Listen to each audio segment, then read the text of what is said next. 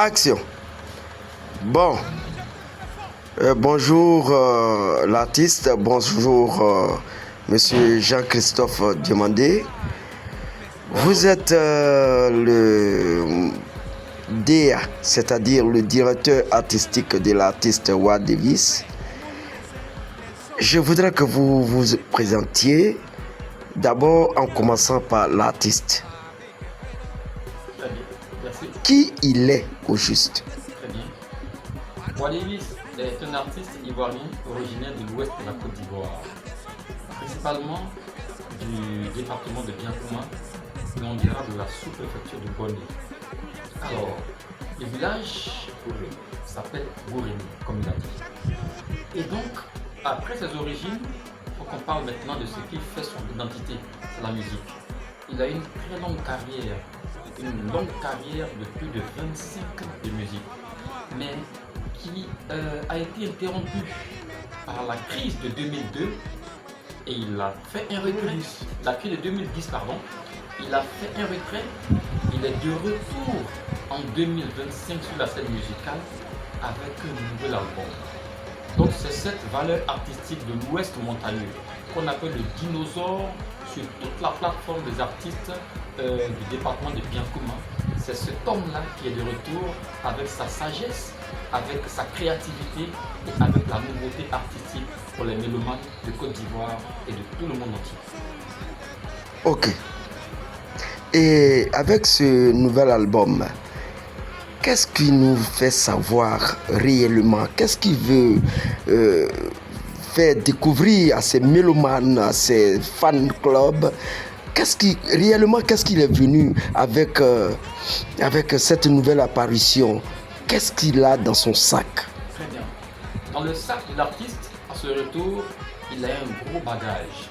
Il y a un gros bagage qui a deux couleurs qui se mélangent très bien et qu'il a baptisé sous le nom de Zoukoutou.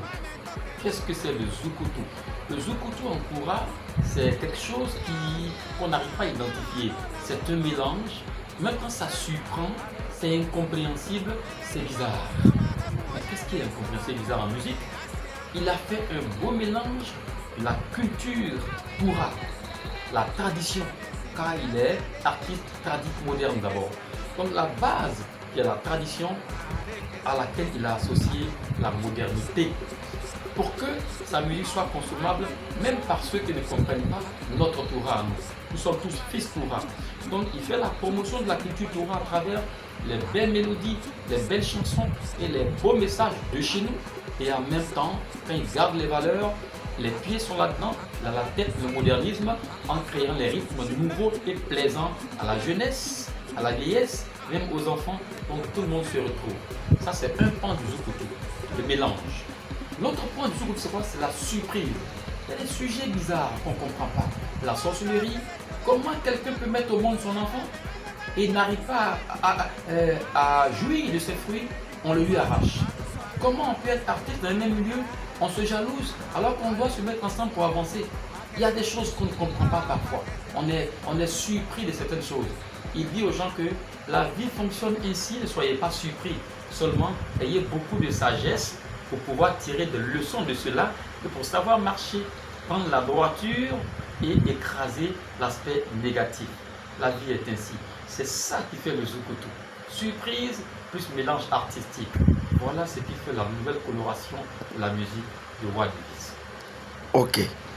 Et que maintenant que Wad Davis a le Zoukoutou Dance dans son sac et qu'il doit affronter ses mélomanes, ses fan clubs, je voudrais savoir si le Zoukoutou Dance, qui est l'arme absolue de l'artiste pour cette nouvelle apparition, est-ce qu'il est sûr de faire tomber ses fans à ses pieds?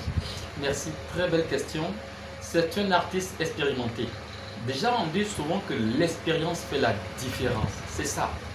Il a l'expérience du terrain parce que partout où son son retentit, on dit « Ah, c'est encore Wad Davis qui est de retour ». Donc tout ce grand public qu'il a connu déjà commence à avoir soif d'entendre ce rossignol de l'époque. Et encore, comment il va gagner davantage du public? Les anciens qui le connaissent déjà, qui le portent dans le cœur déjà, qui sont ses fans et amoureux déjà, à ceux-là vont s'ajouter les jeunes d'aujourd'hui, qui le découvrent 10 ans après, qui ne le connaissaient pas. C'est pour eux qu'il a fait une adaptation avec les rythmes nouveaux. Et tout cela, il arrive à les capter à travers les rythmes nouveaux. Roi David prend la tradition que les anciens aiment pour attirer tous les jeunes avec le R&B, avec le Zouglou, avec le Naïja, avec tous les rythmes nouveaux. C'est comme ça qu'il va s'imposer dans le cœur des anciens et des nouveaux à la fois. Maintenant que vous avez tout ça dans vos sacs, avec tout ce que vous venez d'expliquer, tout ce que vous venez de dire, qu'est-ce que vous prévoyez? Quelles sont les perspectives de l'artiste avec tout cela dans son sac, avec cette nouvelle année qui commence? Très bien. 2026, c'est dans seulement un pas, on dira à une semaine seulement. Alors, qu'est-ce qu'il prévoit? On ne peut pas revenir sur la scène avec juste des paroles. Il faut qu'il revienne avec une grosse batterie. Déjà, un album est pratiquement prêt. Mais comme le monde musical, on le connaît, il est chargé de piraterie, on commencera par un single.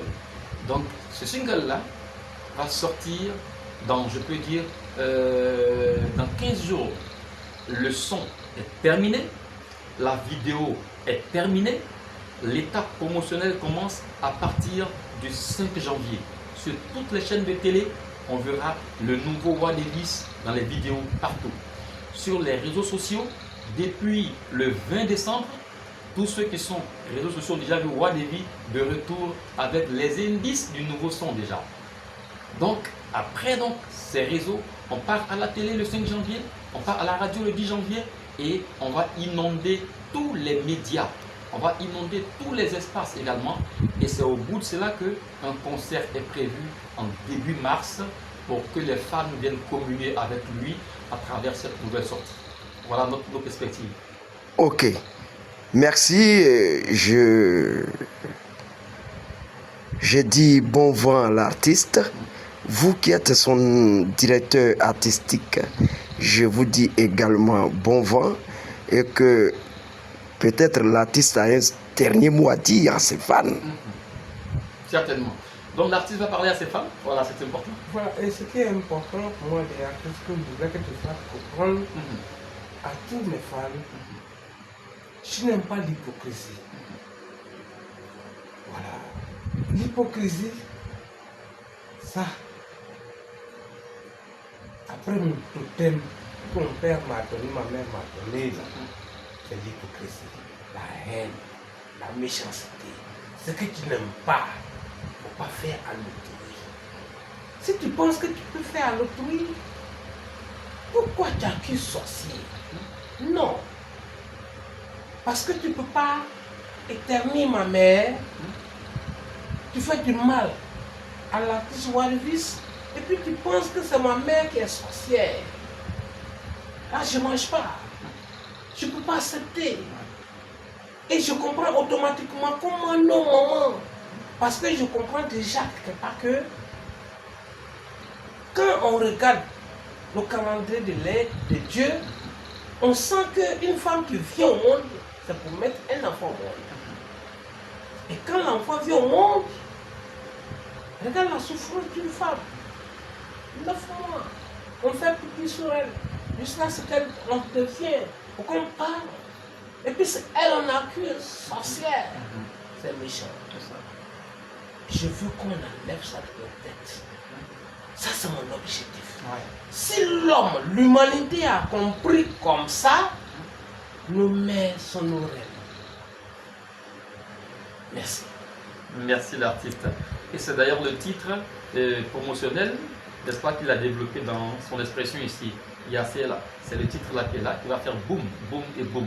Donc à tous les fans, il y a le retour, préparez-vous, on va mettre le feu dans les médias, mettre le feu dans vos oreilles avec la nouvelle version Roi Davis. Allez, ciao ciao.